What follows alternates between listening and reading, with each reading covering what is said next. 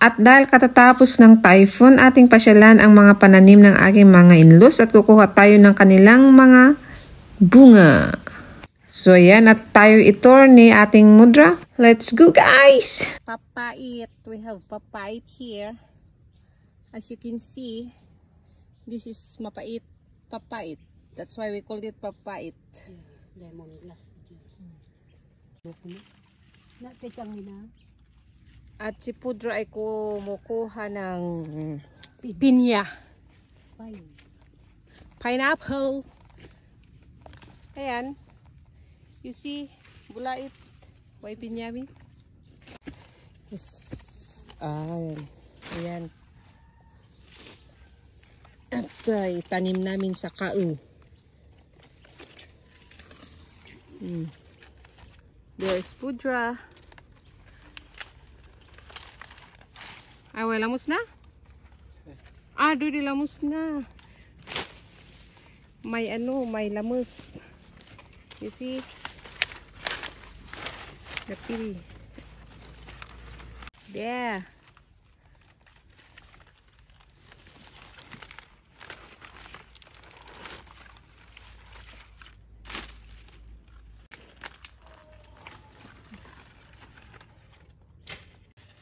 So, yan ang mga pineapple.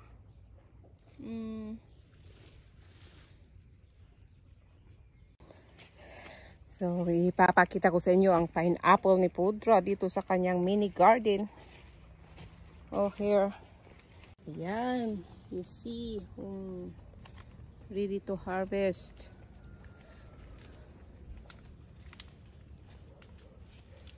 That's the beans.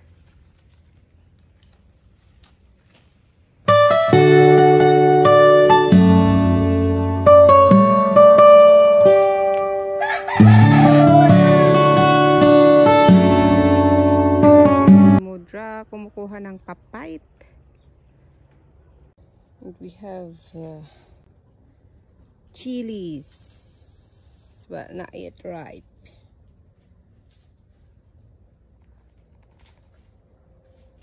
That corner is calabazo. Buntot pa lang mo yun.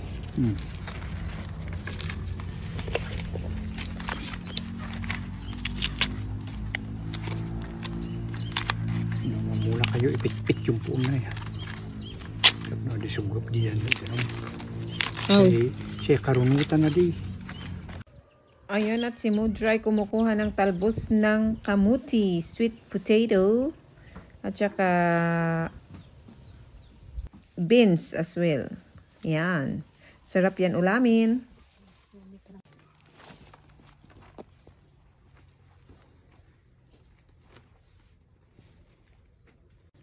At dahil tapos na kami sa aming ginagawa, kami na uuwi dahil katirikan na ng araw. Ayan, at hawak ni Pudra ang pinya at vegetable naman kay Mudra Bells. Yan, so yan lamang po ang kwento ko ngayon. Maraming salamat. Bye-bye. Thank you for watching. Please don't forget to share and subscribe naman dyan, mga kaibigan.